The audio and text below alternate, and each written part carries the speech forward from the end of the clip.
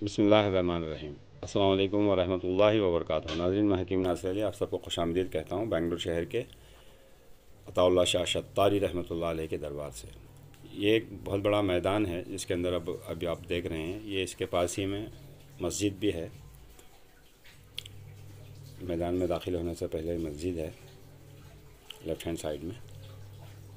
उसके बाद में एक एजुकेशनल ट्रस्ट भी है यहाँ पर।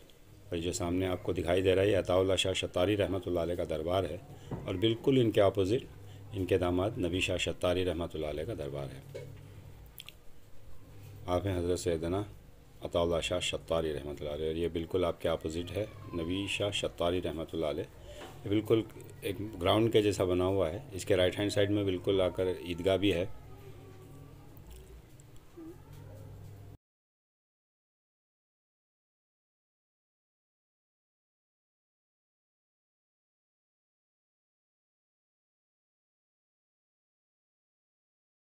बिस्मिल्लाहिर्रहमानिर्रहीम। नाज़रीन, मैं हकीम नासिर अली आप सबको खुशामदीद कहता हूँ काफ़िला इखलास में।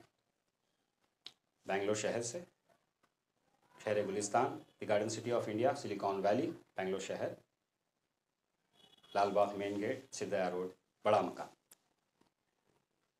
पिछली बार मैं वीडियो लंबी हो जाएगी इसलिए मैं इस जगह के बारे में डिस्कस नहीं कर पाया था, तो ये उसका सेकंड पार्ट ही समझें। मैं इस जगह के बारे में बताना चाहता हूँ क्योंकि इसमें बहुत सारी चीज़ें रिलेटेड हैं टीपू सुल्तान शहीद रहमतुल्लाह अलैह के बारे में और शत्तारी सिलसिले के बारे में।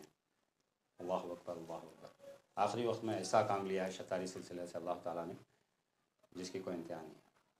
टीपू सुल्तान शहीद रहमतुल्लाह अलैह से लेकर सैयद अहमद शहीद बरेलवी रहमतुल्लाह अलैह, शाह वलीउल्लाह, शाह अब्दुल अज़ीज़ रहमतुल्लाह अलैह, शाह वलीउल्लाह रहमतुल्लाह अलैह, इन तक ऐसा काम लिया है जिसकी कोई इंतहा नहीं। बीजापुर की जो सल्तनत है, कभी पढ़ें बीजापुर के बारे में।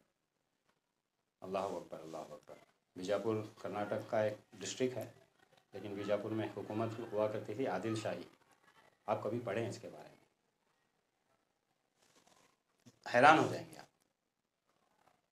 क्या एजुकेशन सिस्टम, क्या हॉर्टिकल्चर सिस्टम, क्या उनका फाइनेंशियल ट्रांजैक्शन। बादशाह अकबर खुद हैरान था उनसे। वाकई सल्तनत चली थी। इन सब के पीछे शत्तारी सिलसिले का हाथ था। तो निज़ामुल मुल्क तूसी रहमतुल्लाह अलैह हैं, रहमतुल्लाह अलैह जो हैं वो इनिशियल हैं, फर्स्ट हैं, वो पहली कड़ी है। टीपू सुल्तान शहीद रहमतुल्लाह हुकूमत के मुतालिक मैं बात कर रहा हूँ। टीपू सुल्तान शहीद रहमतुल्लाह अलैह जो हैं ये आखिरी कड़ी है। ये जो तहरीक जो चली थी उस तहरीक की ये आखिरी कड़ी है। हुकूमतों के बारे में बात कर रहा हूँ, मैं फिर पॉइंट आउट करवाता हूँ। मैं अक्सर और पेशर अपनी वीडियोस के अंदर बताता हूँ कि विलायत, और पिछली जो इससे पहले की जो वीडियो थी जो मैंने श्रीरंग बटन के अंदर बनाई थी, उस वीडियो में भी मैंने बताया था कि विलायत मस्तूर कब कर दी गई थी और कहाँ कर दी गई थी। उसके सबूत यहाँ पर मौजूद हैं इस ग्राउंड में।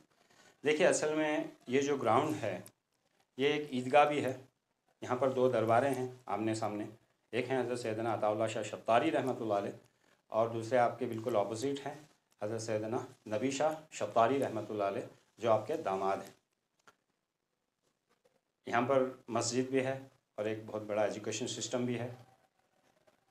और ये एक बहुत बड़ा मैदान हुआ करता था पहले टीपू सुल्तान शहीद रहमतुल्लाह अलैह के वक्त में। ये असल में लाल बाग और ये पूरा एक ही इलाका था। लाल बाग का मेन गेट जो है, लाल बाग असल समझिए कि यहाँ से स्टार्ट होता था।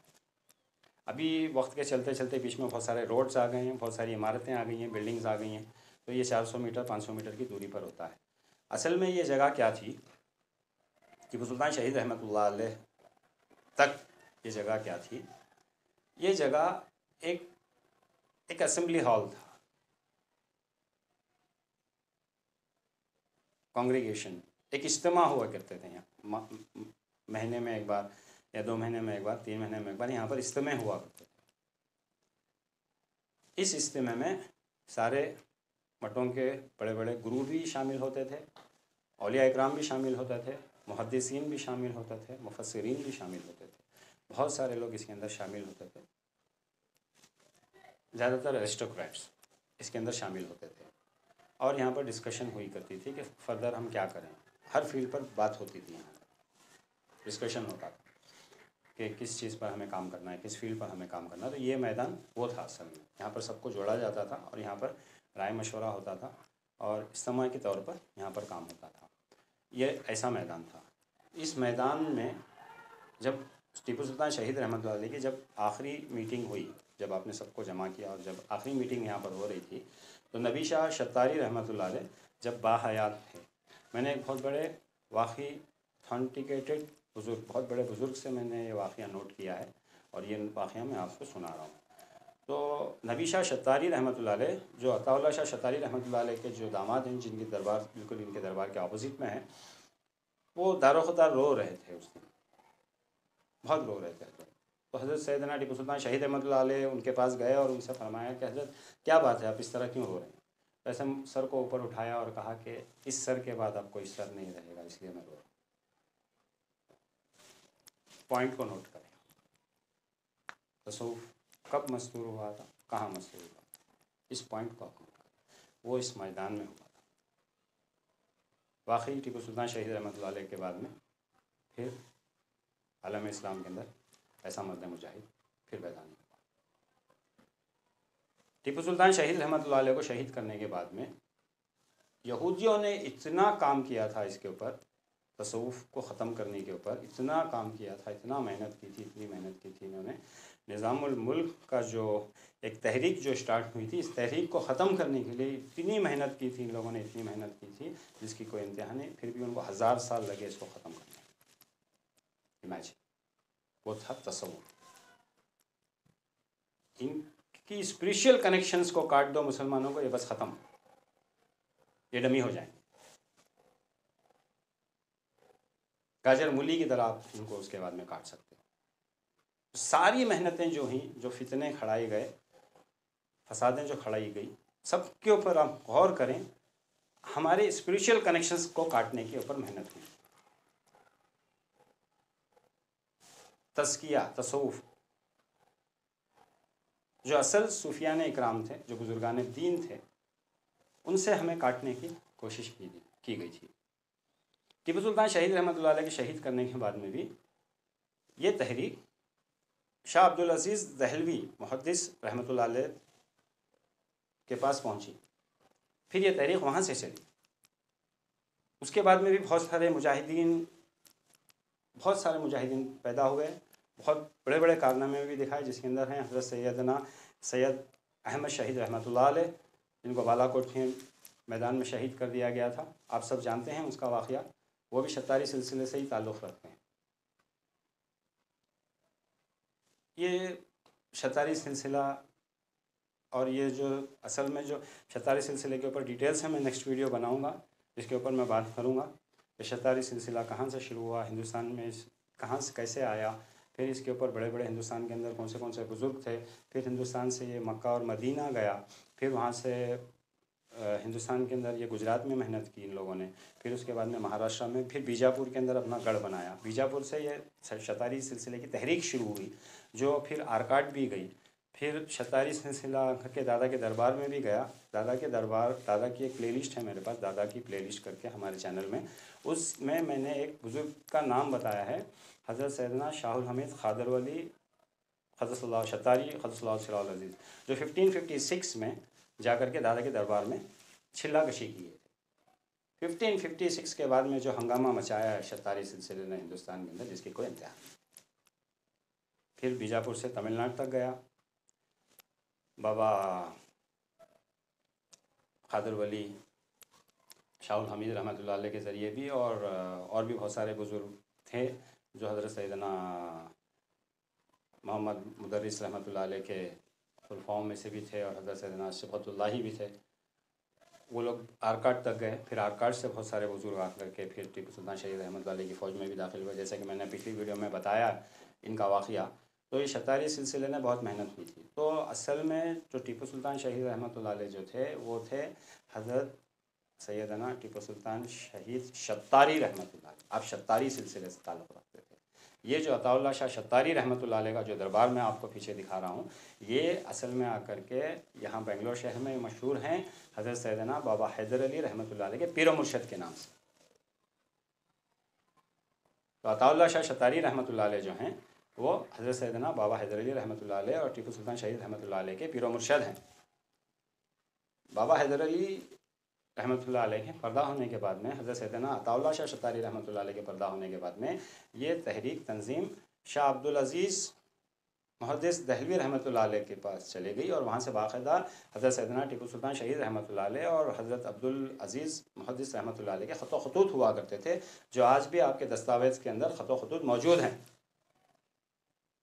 तो ये तहरीक दिल्ली चले गई और बाकायदा आपका हज़रत सैयदना अब्दुल अज़ीज़ जो हज़रत सैयदना शाह वली रहमतुल्लाह अलैह के जो बेटे थे वहाँ पर चला गया ये कनेक्शन, फिर वहाँ से आपके ख़त ख़ुतूत हुआ करते थे।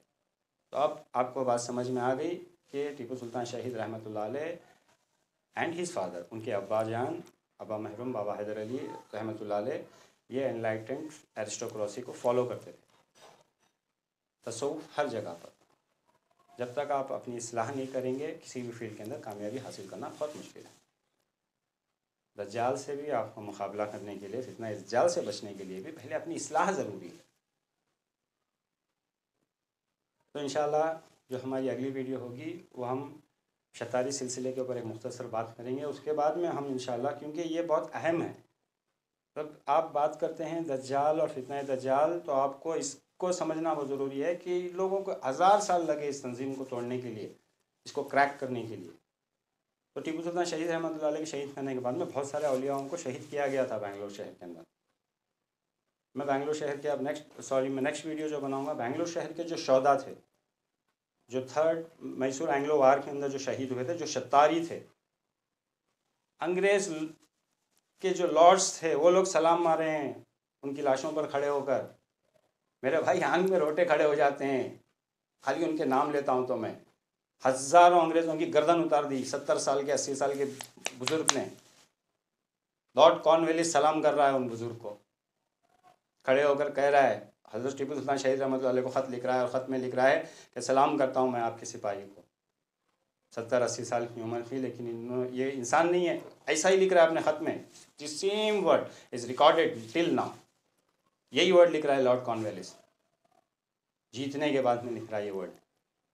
ये इंसान नहीं है, ये कोई मसीहा है। शतारी के बुज़ुर्ग, 70 साल के बुज़ुर्ग, और ऐसी शुजात, इतने अंग्रेज़ों की गर्दन उतार दी उस दिन। लॉर्ड कॉर्नवालिस कांपने लग गया था, मरने के बाद में कई देर तक इनके करीब नहीं पहुँचे थे ये लोग। टीपू सुल्तान शहीद रहमतुल्लाह अलैह को ख़त लिखता है और कहता है क्या मैं सलाम करता हूँ आपके मुजाहिद को, ये इंसान नहीं है, मसीहा हैं।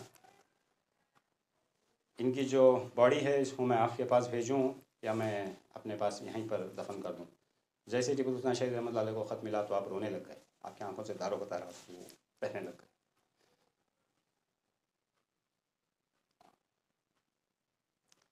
और आपने कहा कि इस्लाम के अंदर शहीद को जिस जगह वो शहीद हुआ है उसी जगह जब उसको दफन कर देते हैं तो उसको और इज़्ज़त और अफजाई, इज़्ज़त ये जैसा होता है, आप उसको वहीं पर, उनको वहीं पर दफन कर दें। तो आपको वहीं पर दफन कर दिया गया था। अगली वीडियो में उन्हीं के ऊपर बनाऊँगा इंशाअल्लाह। मैं बहुत बड़ा आशिक़ हूँ उनका, बर्दाश्त नहीं होता, उनका नाम बता देता हूँ आपको, सुन लीजिए। इनका नाम था पाशा शहीद रहमतुल्लाह अलैह, खान बहादुर पाशा शहीद रहमतुल्लाह अलैह था। तो इजाज़त दें। अस्सलाम वालेकुम रहमतुल्लाह।